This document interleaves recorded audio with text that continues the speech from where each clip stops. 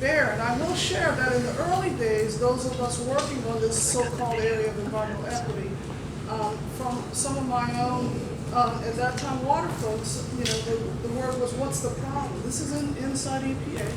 What is the problem? We are not biased. We promulgate the law. We do science. That's objective.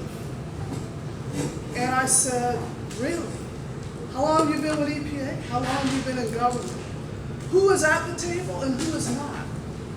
And we may put forth the best, strongest protections in terms of proposed legislation or guidelines, only to have what happened when those conversations, right, trade-offs. And so I had to go back to I'll go back to being a scientist and I'll show you. Clean Water Act, water quality standards. What are we using in terms of those requirements? When we looked at water quality standards for consumption, fish, we were using that of a recreational fisherman. Discount Native Americans who subsistence fish. Discount those of our communities in urbanized areas that they're fishing. It's not for recreation. And it's significantly more consumption. And also, the fatty tissue in catfish, for example, actually carries more of the toxins. So quickly bioaccumulate, which is, we now see people with mercury poisoning. It's still there. That was not being factored in Clean Water Act in our regulatory and enforcement requirements.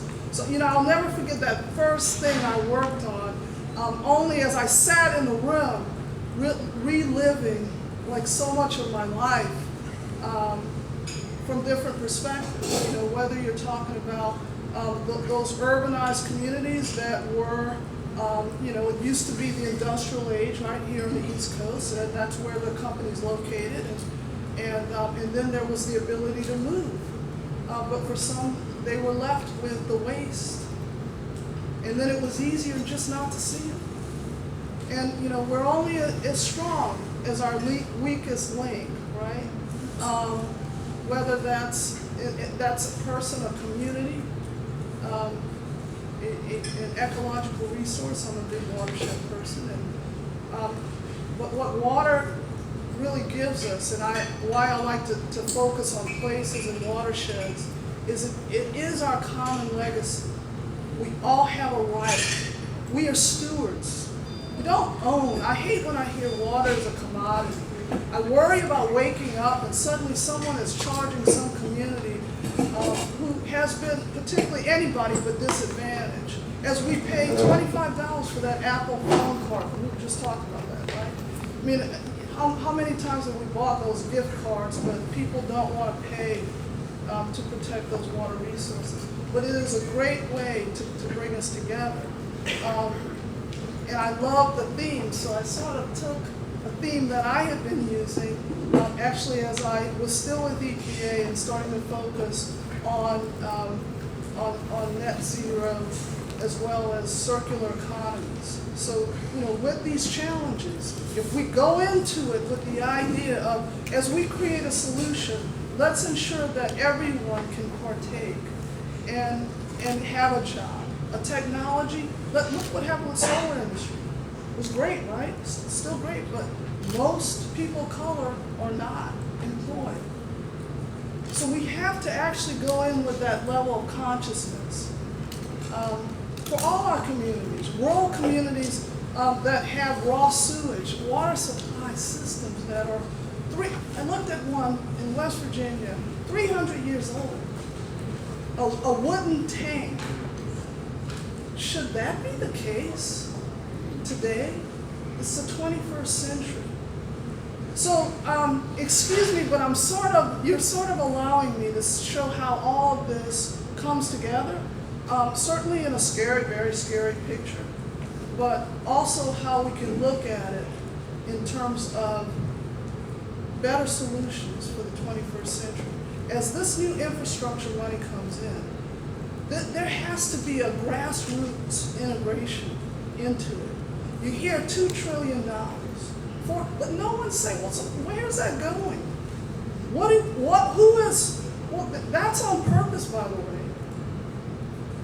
So I've actually had the opportunity to be more involved because I ran a number of the Region 3 Mid-Atlantic water programs. So as we're handing out the monies, and there's a state revolving fund under the Clean Water Act, there's also infrastructure money for Safe Drinking Water Act. We were able to actually find, some of those. It's always where's the right person, right? Whether it's the local leadership, same thing true in government, that would work towards more sustainable solutions so that we can show everyone, don't be threatened. This is going to be better than you thought it would be. And we've now realized the full potential of all in that community. Just as we're losing certified wastewater treatment operators, they're lost. There's almost like a temp operation happening nationally. We've got veterans, we've got reentry. We're not tapping them. They're perfect for this. So that's one of the things that, is beautiful. Wendy knew we're actually developing a 130-acre property, like right in the midst between Passaic and Hackensack, was under 4 or 5 feet of water after Sandy, and she decided instead of building it back as that warehouse, it could be district that could, we're in an opportunity zone. She said, no, I'm going to rebuild it for the community. It's linked prosperity. So we call ourselves ground zero for net zero. And we are actively looking, and with these small businesses, we actually provide special accommodation for women, minority startups, and small businesses, emerging techs. But we're also with the idea of, think about how you can employ, we've got an operation on site where we have reentry training. Green infrastructure is fantastic for that. So with that, I'm going to run through these slides because I know that I'm keeping you between this great interaction, what you do in your weekend. And I'm happy to follow up later on. But I'd like to start with the first slide. And this is actually something that's called Earth Overshoot Day. I don't know if anybody's ever heard of it, but essentially there are groups that are tracking in terms of global warming. Could you speak in the mic, please? Oh, I'm sorry. I said I wouldn't have a problem with that, didn't I? All right, thank you. This slide actually shows being tracked globally to what degree we are using up the Earth's resources and impacts of greenhouse gases and the ability of our resources, our Earth, to regenerate and be able to support the future. And we're already using it up as of 2018. I think this one was from 2018. Slide, yeah. By August, we were already nearly, twice the resources of our Earth, 1.7 times. It's not getting better. There are some countries that are doing a bit better, but as they do a bit better, they grow. I won't talk about where the U.S. is, but there's no surprise that we're still a big hot spot on the planet, and we can do more.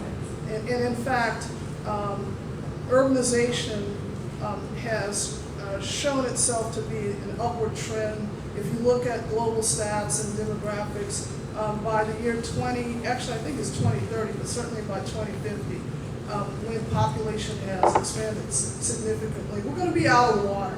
This is us as a planet, which is why countries like China and India are trying to figure this out. We're already seeing climate refugees because of the intensity and frequency of storms. Green infrastructure, and I'm trying to keep track. Let's just move to next slide. Slide 3. Climate change. Slide 3. Yep, that's slide 3. Okay. It's not new. We've known about it for a long time. The science has been there probably since the 40s. And this is 1979. Actually, was called the greenhouse effect.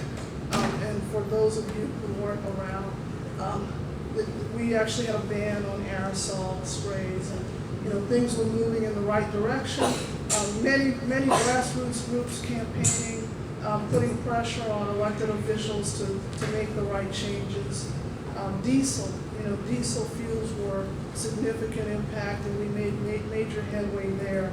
But for those that say we're still not sure of it, so it's about that 1.5 degrees Celsius, right? That's where we are. That's where we know the shifts are starting, and we're trying to turn that temperature back. We're already there. It's to what degree can it not be as devastating? So next slide, please. Climate disasters in the U.S. You can tell me if it doesn't look right. Okay, this slide. I think I'm probably better doing it like this. Yeah, it's really good. Okay. Increasingly unlivable. Are we sort of getting used to the news, looking at the news, and who's under the next attack of an extreme storm? I grew up in the New Orleans area. I actually grew up with hurricanes. We had a whole sort of process around it. Lots of Catholics down there, pray and drink and those kinds of things. But Katrina, I can't begin to tell you, speaking of refugees, that it happened. There are people that have lived there, for generations, who are spread across the country. They were displaced, and it's not the same. It'll never be the same. But you start to look at, between 2016 and 2018, the average number of billion-dollar disasters as a result of weather were more than double the long-term average. In fact, they're increasing over time, increased exposure, increased vulnerability. In fact, that climate change is increasing the frequency. We're in the multiple billion and trillion dollars. So now think of those conversations that we just heard the representative talk about, the trillion-dollar infrastructure. That's on top of what's already been deteriorated, destroyed, vulnerable, including our communities, along with the infrastructure. The next slide. In fact, 2017 congressional expenditures due to hurricanes and extreme storm events, in 1 year, 2017, Congress exceeded $130 billion more than it had allocated for disasters. We're all paying for this. When you start to think about how you could just do it right the first time, if you come in and you fix it, and then you give the communities the ability to revitalize when you fix it, we actually can save money. Now, what's starting to get the attention of those who have made a lot of money is the fact that rating agencies are starting to downgrade communities with their bonding authority. So if you're not going to invest in, for example, your water resources, your water infrastructure, your treatment facilities, you need schools, police, and you can't float a bond, then you now got to go pay attention to that. And I know FEMA just came out with more rigorous requirements for plans to be in place. So think of the kinds of things that we're talking about now that should be integrated from a prevention standpoint in order for that community to qualify for disaster relief. Green infrastructure, something that I've talked to FEMA about probably the past 5-7 years, and I get the response that, yeah, that will qualify. And now we're accepting that green infrastructure, that nature-based solution, and it's better if you never mess with it, is actually qualifies for that resiliency, that protection. It starts to outperform. So slide 6, the next slide, is the credit downgrade that I just indicated. Rating companies are being pushed by investors. Now, who's really starting to pay attention? I was at a recent conference speaking with representatives of the insurance industry. Insurance industries are essentially the ones paying for this. There's not enough government money. When you start to look collectively, it's the insurance companies. Now, whose pockets do we think that impacts? Yes, all of us. So our voices are very, very important. There will be others that are making these decisions without these voices. And it'll still be a sort of business as usual, but in a different sort of way. And we're also seeing, multi-million-dollar properties in these coastal areas that are being, downgraded in terms of their value.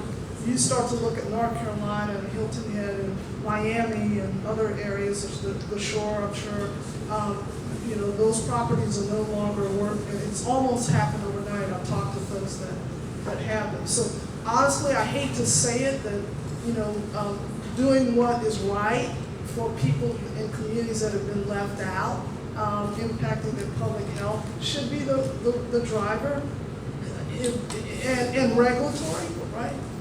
Compliance and enforcement should be the drivers, but having just pretty much lived my life out there, I can tell you this, I would bet you this is going to be a major driver, and that's why it's the time to include, to be as inclusive as possible, and to talk to elected officials. In fact, I tried to catch you before you left, to say there's some ways to do it, and there's some good model opportunities in the state of New Jersey.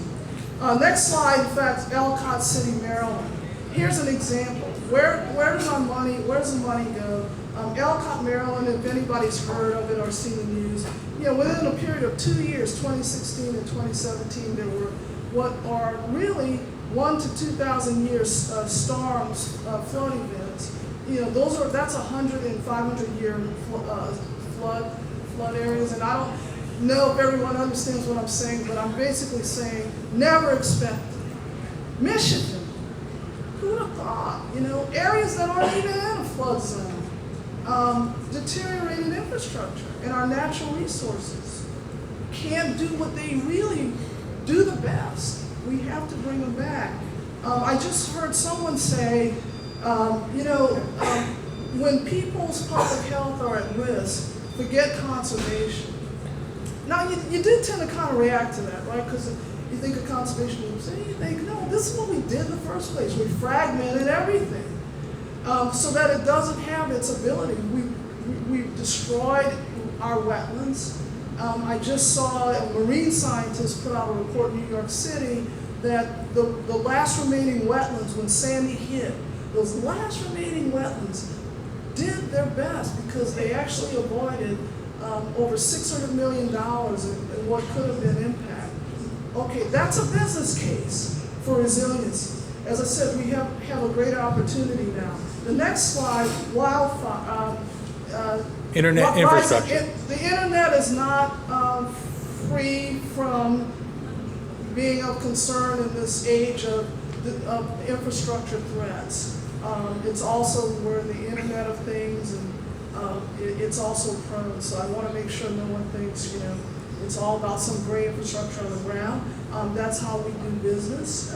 So everyone's starting to pay attention to this. Next slide. Drought. I don't want to leave out, we're on the East Coast, and we tend to see a lot of water impacts post-Sandy here. Out west, these fires have been incredible. And the next slide shows U.S. wildfires. By the way, Pennsylvania was under a drought for a number of years. People tend to think. Arlington, Virginia, their water scarcity is similar to that of Saudi Arabia. Yes. So it's very important to pay attention to the data, but also just as important to get that information out, because no one believes that, as most of what comes through our internet is being built in that part of the country. Now there's, CIA and those kinds of organizations are also in that area, and they use a lot of water. Big data uses a lot of water, treated water, think of energy, and I think there are opportunities for communities to do better partnering when they locate. Why not invest in green infrastructure? Beneficiary pays. You're using a community's water. You might say you pay for it, but there's a water quantity issue there as well. And I think we have to think about how we do business better, more equitably. The next slide is actually NOAA has a sea level rise mapper. I don't know if any of you are aware of it. If you ever wonder where a lot of Sandy money went, I've been looking to see what kinds of tools have come up, and NOAA has a lot of good ones. I just thought it'd be cool to show you. I don't know if you can see that. This is New Jersey, and it's high tide flooding, so it actually shows those flood-prone areas. So particularly if disaster hits, think those are going to be the first ones hit. If you look at the next slide, I wanted to compare Philadelphia. I actually had one of the programs that I had was the Delaware River Basin and the Delaware Estuary, working quite a bit with New Jersey. Well, New Jersey gets it before the Pennsylvania side. Lower line, those kinds of things. So in terms of strategic planning, start thinking of those, where you would really highlight, you don't have to do everything in the same place in the watershed. You can start to use these kinds of tools for that kind of planning. And the next slide, from the same mapper, shows social vulnerability. So this is the potential impact that sea level rise has on vulnerable people and businesses. So the darker area means, they're certainly more at risk, more vulnerable. Lighter areas less so. Now the next slide shows here in Edison, where those neighborhoods are. So just, thinking about how we use these tools to make our case. The next slide is water and wastewater infrastructure needs. And, this is the point we just heard about infrastructure. The number changes in terms of how much money we're going to need. Again, important, what are we going to do with that money, and how can we make sure that it reaches our community and that it enables more equitable jobs. We've done great job training programs, but one of the programs that I actually developed before I left EPA was very grassroots in connecting the investment in infrastructure and integrating green infrastructure at large scale to job creation and job training. So by the time you set up the job training, you already know the job, and which means they were on an expedited schedule to get it done. It wasn't about, okay, I graduated, where's the job? And we got to be thinking about how we do things like that. So if you look at this slide, and it's just got some data that we hear, 240,000 water main breaks that are occurring, and it's on the rise. 1 trillion, that's, I think I had it up there, yeah. I had a slide that showed 1 trillion gallons of drinking water that we lose every year due to poor infrastructure. Actually, there's another stat, I don't know if I have it up there, but it's 3 to 10 billion gallons of raw sewage every year in this country. We call it, who's heard of the CSO? Okay, that's raw sewage. I wanted to just start calling it raw sewage. Well, the whole, I'm sure you guys were involved in terms of the consent decrees that are out. What we have to do is look at regional solutions, because our little townships can't do the lift. And it really makes sense. And you've got lower Passaic, why not set up the capacity and working with multiple communities, get an economy and scale approach that can more efficiently address CSOs and utilize, of course, green infrastructure and bring back those communities. This is, we've got waterborne illnesses, we've got P4, PFAS, and I commend New Jersey and the work of groups like Clean Water Action, who are saying, what, we're going to do it ourselves. There's not a federal standard, there's not an MCL. We're going to do it ourselves because the data tells us we got to lower that standard. I saw EPA just came out when, after 8 years, promulgation of the lead and copper rule, which took forever. I don't even want to visit some of those previous discussions. But we need to look at that and see what's really happening. I really find it disturbing, being a scientist and having talked about risk, right? Risk assessment. And believe it, that when scientists, particularly on the EPA side, or even the CDC, are looking at risk due to pollutants, it's very conservative. It's always been very conservative. And it's splitting hairs. It's, we can't, that's like apples to oranges. I actually was involved in Chester, Pennsylvania. We said, we have the right leadership. I said, we're going to do the first cumulative risk assessment. Because you know what? The people living there are the input. You can't split out those people. They're getting all of it. And if we're seeing cancer clusters, we're seeing respiratory disease go up, the science just hasn't caught up. We need to be more conservative about human life, versus what the numbers say, right? We've been a bit more protective there. So I now saw my former agency change the number of deaths per year for some pollutants, which just nauseates me, personally.